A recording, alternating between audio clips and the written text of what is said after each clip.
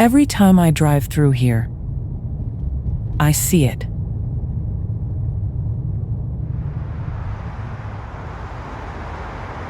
If you take I-84 through Portland, you've seen it too. Maybe you glance up, look away, keep driving.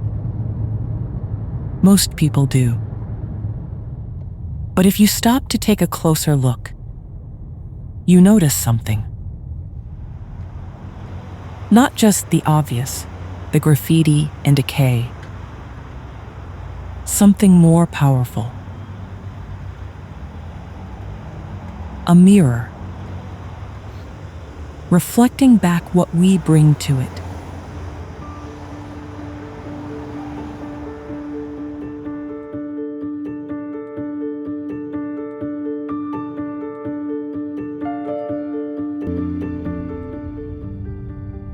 (3300 Northeast Broadway).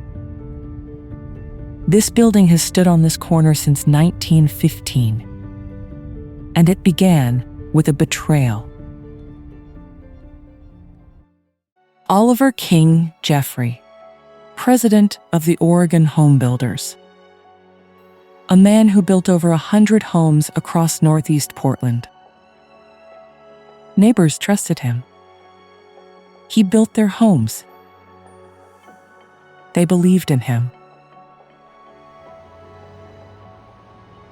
This woodworking shop was built to manufacture the pride of those homes. Cabinetry, built-ins, high-end woodwork. It should have worked.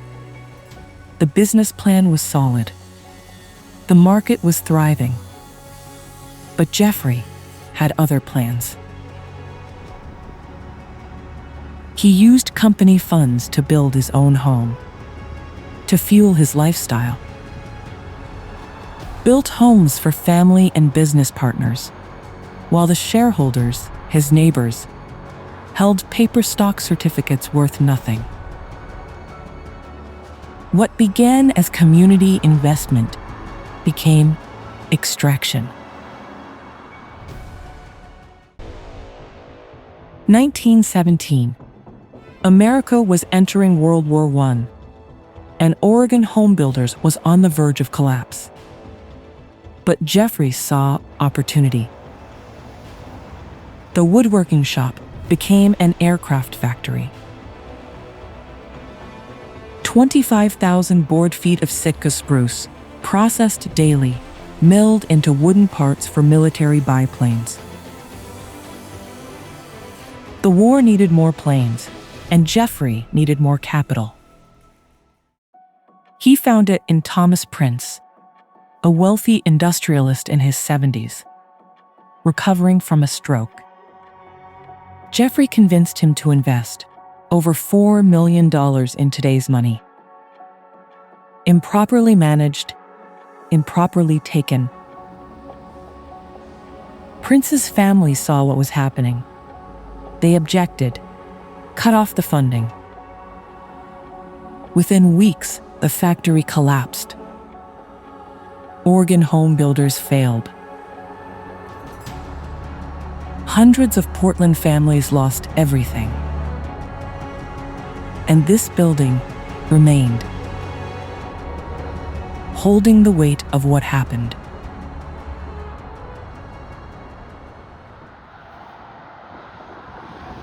For decades, the building cycled through tenants, box makers, wholesale flooring, phonograph manufacturing, drapery. Each with plans, each leaving quietly. Stories began to fill the gaps. Stories about the basement, cavernous, stretching under sidewalks and streets. Haunted. People said they heard roaring, like the foundation was deeper than it should be. Growling from below. But the truth is simpler. A modest storage basement. Just 600 square feet with one exit. And this building sits on the edge of Sullivan's Gulch. Traffic above, train vibrations below. All of it together, twisting sound into something strange. But I understand why the legend exists. Jeffrey's extraction extended beyond the property line, moved outward into families, into neighborhoods.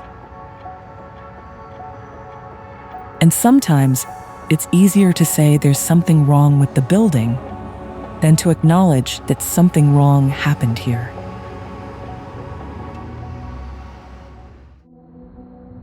Across many indigenous traditions of the Pacific Northwest, places are not passive. They carry memory. They hold the weight of what was done in them, not as a curse or a haunting, but as consequence. This building is one of those places. And then, for 26 years, one person interrupted the pattern. 1990. Gordon Malafouris, former Broadway performer. They say he danced alongside Judy Garland. He moved his established home furnishings business here, filled it with items of personal interest. Many things most people wouldn't be interested in.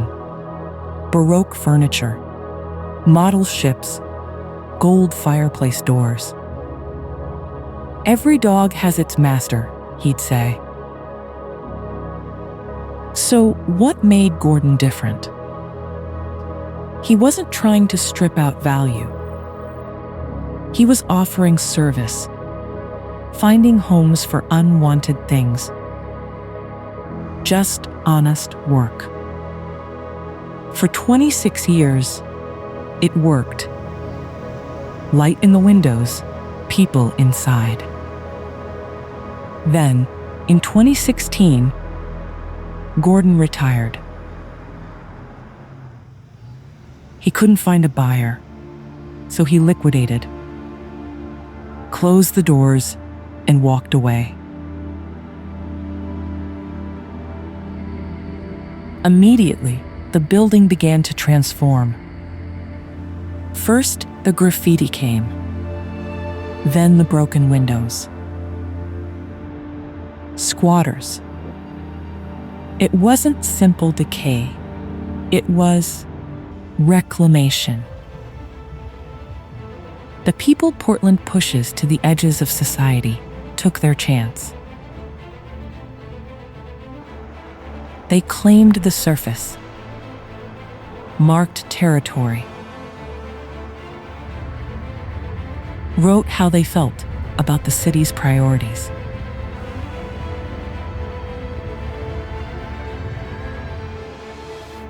Some see this as vandalism.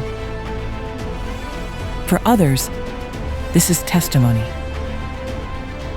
The community dressing the building in truth.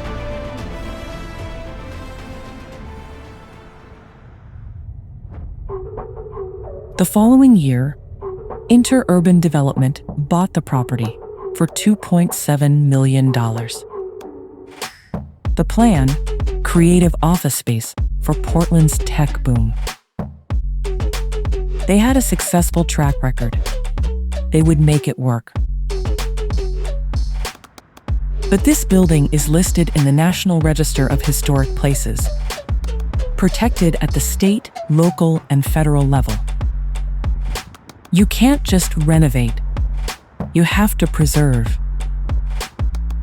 Seismic upgrades, historic reviews, permits, costs climbing. 2020, the COVID-19 pandemic hit. The creative office market evaporated, so they changed plans. A coffee shop, a preschool, and 19 apartments. The permits were filed in March of 2021. The city took a full year to review them. It failed. Contractors filed liens. The city added fines. Millions of dollars passed through this brick box, but nothing stayed. I watched this happen, passing by most days. The building held its shape. 2024. Foreclosure. $4.9 million in debt. Eventually, the property went to auction. It sold for just $575,000, 80% less than the 2017 purchase price. The building had negative financial value, and because it's historic, you can't just erase it. Portland is forced to confront it every day.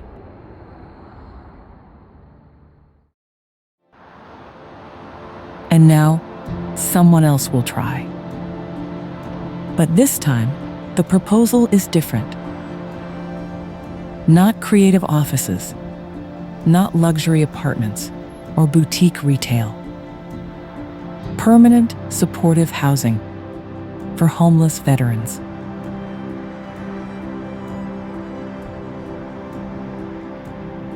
The building that once manufactured weapons of war may finally house people who survived war.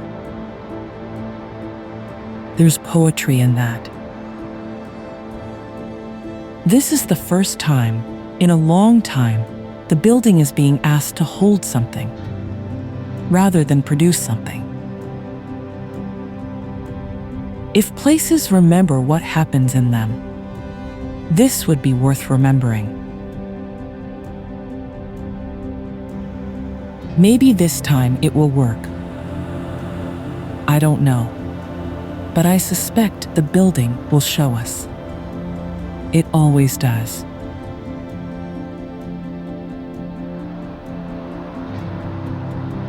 (3300) Northeast Broadway. The mirror on Broadway. Not haunted by ghosts, marked by repetition. And because it's historic, we can't just erase it. We have to confront it every day. This mirror, forcing us to see.